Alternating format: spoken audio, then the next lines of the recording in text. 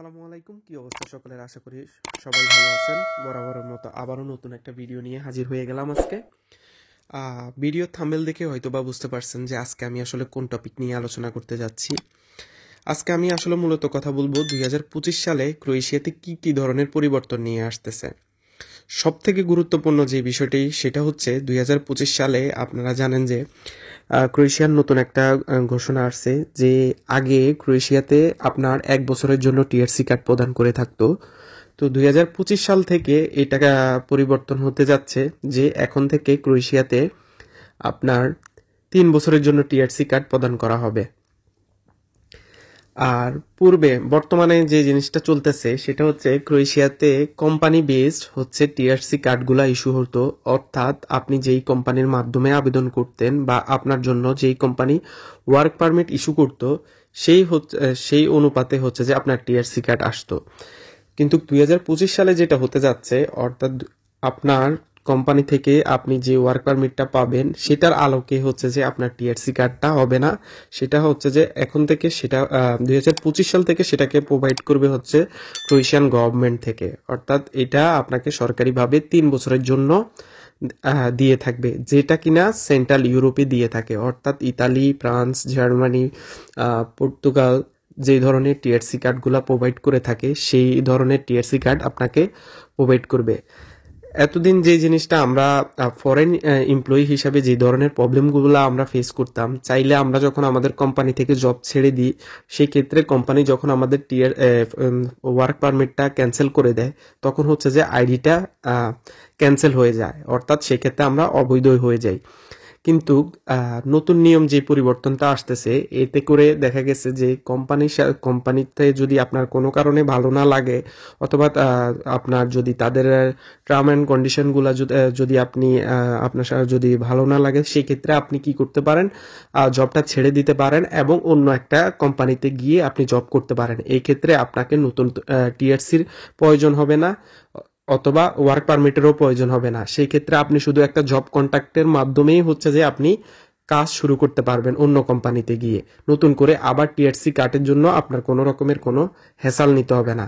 যে জিনিসটা খুবই এটা আসলে এই মুহূর্তে যারা ক্রোয়েশিয়াতে আছে তাদের জন্য এটা খুবই খুশির খবর যে এই দারুণ একটা পরিবর্তন নিয়ে আসছে। কারণ ক্রোয়েশিয়াতে যেসব এমপ্লয়ি এখন আছে তারা বিভিন্ন রকম সমস্যা ফেস করতেছে, কারণ তাদেরকে আসলে ইউজ করতেছে বা তাদের ঠিকমতো স্যালারি প্রদান করা হচ্ছে না। তারা বিভিন্ন রকম সমস্যা ফেস করতেছে কিন্তু কোনো বেনিফিটের উল্লেখযোগ্যভাবে হতে পারতেছে না।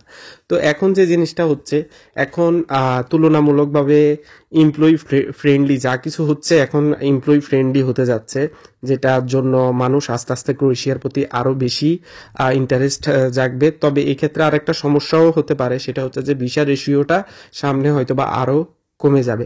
কমে যাওয়ার পিছনে আরো বড় একটা কারণ হচ্ছে, কারণ এখন থেকে আর সাপ্লাই কোম্পানিগুলা তারা চাইলেই লোক এখানে আনতে পারবে না আনার আগে তাদের, কারণ এখন সরাসরি কোম্পানিগুলাকেই লোক হায়ার করার জন্য সবকিছু সহজ করে দেওয়া হচ্ছে। তাই সরাসরি এবার কোম্পানিগুলাই লোক আনতে পারবে এবং যারা আনবে তারা ওই ধরনের লোকই আনবে যাদের ওই যেই ধরনের যেই প্রফেশনের লোক প্রয়োজন তারা ওই প্রফেশনেরই লোক আনবে, যেমন one kind of skill worker. আর এজেন্সিগুলা যে জিনিসগুলা করতো সেক্ষেত্রে দেখা গেছে তারা র্যান্ডমলি নিয়ে আসতো, দেখা কারো স্কিল নাই বা টাকা পয়সার বিনিময়ে তারা আসলে নিয়ে আসতো, যেটা এতদিন হইতো আর কি।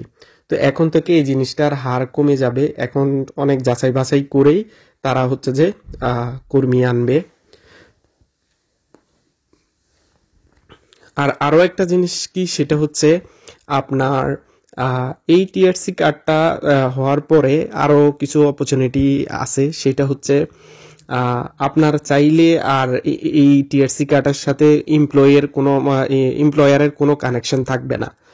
অর্থাৎ আপনি টিআরসি কার্ডটা যখন পেয়ে যাবেন আপনি এনি টাইম আপনি চাইলে কোম্পানি পরিবর্তন করতে পারেন, অথবা আপনি যদি চান যে আপনি ইউরোপের অন্য দেশে গিয়েও কাজ করতে চান সেক্ষেত্রেও আপনি সেক্ষেত্রে কাজ করতে পারবেন। তবে এই ক্ষেত্রে ওই দেশে যে দেশে যাবেন সেই দেশের কিছু নিয়ম আছে, সেইগুলো আপনাকে ফলো করে তারপরে করতে হবে। যেটার জন্য আগে একটা জিনিস হয়তো কি ধরেন এখন যদি বর্তমানে কেউ যদি আপনার ক্রোয়েশিয়ার টিআরসি নিয়ে অন্য কোথাও যায় সেক্ষেত্রে কোম্পানি ক্যান্সেল করে দিলে আপনি কিন্তু আপনি তখন অবৈধ হয়ে যাবেন। আর ওই যখন আপনি 3 বছরের গভর্নমেন্ট থেকে যেই কার্ডটা পেয়ে যাবেন তখন আর আপনার কোনো রকম কোনো সমস্যা হবে না, অর্থাৎ আপনি ওখানে চলে যাবেন।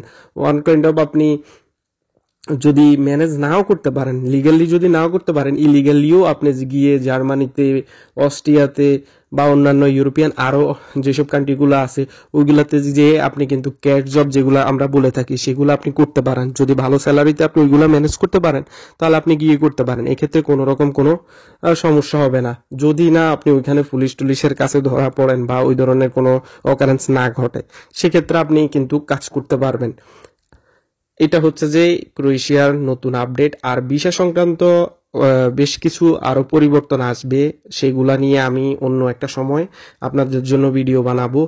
আর 2025 সালে আসলে কোন প্রসেসে বা কিভাবে আপনারা ক্রোয়েশিয়াতে আসতে পারেন সেই সংক্রান্ত বিষয়ের উপরে আমি আপনাদেরকে সম্পূর্ণ একটা গাইডলাইন দিব, যার মাধ্যমে আপনারা বেনিফিটেড হবেন। এছাড়াও যদি আপনাদের কোনো জিজ্ঞাসা থাকে বা কোনো প্রশ্ন থাকে তাহলে সেটা আমাকে অবশ্যই কমেন্ট সেকশনে আমাকে জিজ্ঞাসা করতে পারেন।